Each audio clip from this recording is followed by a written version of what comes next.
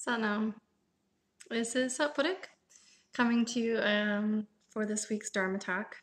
And so, if you saw last week's Dharma Talk, it was all about creating peace.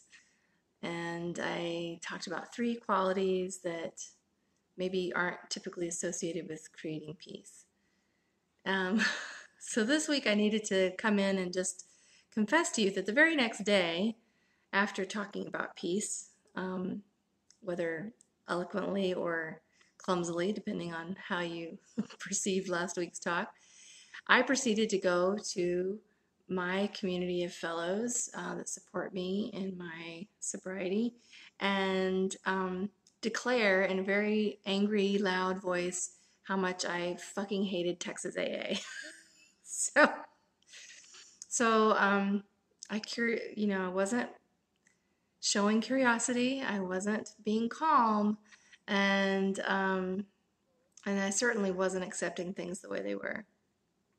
So the reality versus the ideal, right? We can talk about these things, but what do we actually do when we step out the door, when we step off the mat, when we feel powerless to do anything? So for me right now, I'm grappling with what can I actually do about some of the situations that I find intolerable. And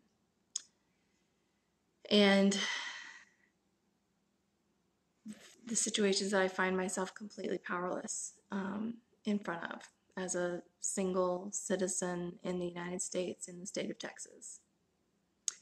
And so instead, what I was thinking about was, instead of focusing on my powerlessness, I went into prayer. And I'm not a prayerful person. I've shared that before. But when we go into prayer, I find that I can relax and I can allow God to give me the guidance, whatever arises from within, that inner teacher to awaken and say something that can be meaningful. And so when I think about the issues on the border and I think about children being separated from their families, and I find it intolerable. And to be real, to be honest, this particular practice has not been going on until recently, but families and unaccompanied minors have been held on the border for better than 10 or 12 years, and I've never done anything about it, knowing that it was going on. So we essentially have internment camps along the border, and what am I doing? And what can I do? I feel completely powerless. So I went into prayer, and it simply said, go. And so at some point this summer, I'm going to make the decision and the plan and put it in place to go. I have no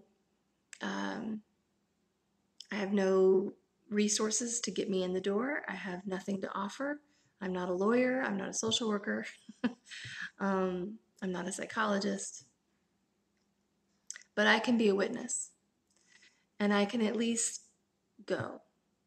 So that's what I heard, and that's what I'll do. And in the same way, real versus ideal in every part of our life, whether it's our food, whether it's how we approach our families, whether it's how we drive to the grocery store and the interactions we have. One thing that's come to me now that I live here in a what I would consider a deeply political, hostile environment for someone like me, I find that the everyday values and the everyday people and the everyday interactions are quite positive, and that people simply want to go about their lives. And at the same time, there is a deeply entrenched fear that there's not enough. And how do we serve that consciousness to elevate out of that and recognize that the earth has so much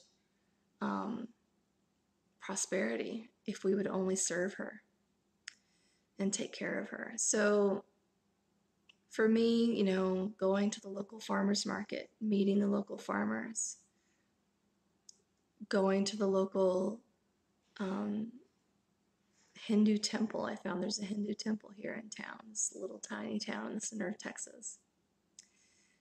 Starting to reach out and make relationships. I talked about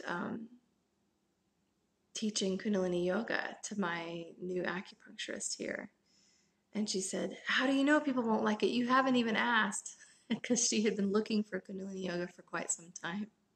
So part of the everyday reality is just to be ourselves and to offer what we have. And to go into prayer when we feel powerless and listen to what the response is. And even if the answer feels like it will make no impact, maybe the answer is just for ourselves. Maybe the impact will just be on me. Maybe I'll make no difference in going to the border and seeing what's happening. But maybe the impact will be on me, that I'll finally have followed through and taken an action step. So the real versus the ideal is very much in my face, in my own practice, in my own way of being. And, I can come on here and I can talk about how to create peace, but if I go and use violent language and anger in my own communities the very next day, then there's work to be done. And we're all struggling with that balance of how do we actually manifest this way of being in every part of our life, not just on TV, not just on our mat. And I think it has to begin with ourselves always. It has to begin with self-compassion. So I'm going to switch gears a little bit and talk about the 2 suicides this week. Because you see a lot of people posting, reach out, make that phone call, permanent solution to a temporary problem. And so I just want to speak briefly to my own experience of living with suicidal ideation for the better part of 10 years. I'd been clinically depressed for 2 or 3 years. I was coming out of that. But I still woke up every day wishing I weren't awake, wishing I were dead. I'd never acted on it, but I did wake up with that feeling, that sensation every day. And it was a constant battle to keep my mind in check. And the person or persons who act on these thoughts don't have the resources in that moment, on that particular day, to continue to fight the battle.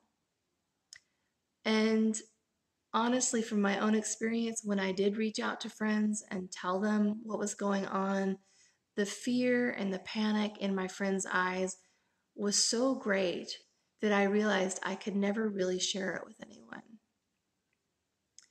And so asking people who live with this thought every day to share it is a heavy burden because not many people can handle it. So I think we have to be careful in making assumptions about how and why people are living with these particular thoughts and how and why they end up either having victory over them and full recovery or taking their own life. And it's not for us to know or shame or blame anyone. But it is a complicated issue and there are no easy solutions. And saying reach out for help is not necessarily helpful. I know for myself, the few times I did, it was not a positive experience. So I would just wish all of us the opportunity to breathe and to be grateful for this day and to recognize that people are suffering. There is a deep, deep anxiety in the culture right now. And Yogi Bhajan predicted this time, and we're here to serve it. And your practice, your honesty, your authenticity, your reaching out is what's going to make the difference in one person's life. And that's ultimately all that we can do, is make a difference to the people who are in front of us. And if you are suffering and you are having those thoughts, know that you are not alone in those thoughts. And that there is a confluence of energies happening in the world today, that it's not just about you and it's not just inside your head. And there are people that can help, but you also have to decide that you want to defeat it today. And for me, that was the only thing that really made the difference. Now, getting sober helps, doing yoga helps, meditation helps, clean food helps, and all of these things are impossible when you're clinically depressed. So for those of you who have never had those thoughts, just practice compassion. And for those of you who do live with them on a day-to-day basis, as I did, practice self-compassion and take a breath and be here today. We welcome you. We embrace you. Sana.